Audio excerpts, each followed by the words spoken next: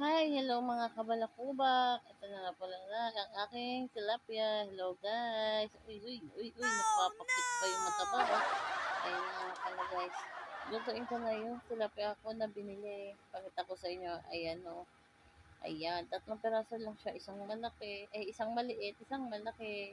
no! Charis, mali pala. 2 malaki pala yun. Ayan guys. Yan, hintay ka na lang uminit yung mantika. Uy, maganda na naman si taba. Oh. Ayan guys, natatakot ako kasi baka tumulabsik sa kanyang mantika. Ayan, kaya magpakita ko sa inyo eh. O, diba? Balik ulit dito. Ayun. Ayun. Focus na sa pagluluto. Ilalagay ko na yung tilapia. Kinikilig pa, kinikilig pa.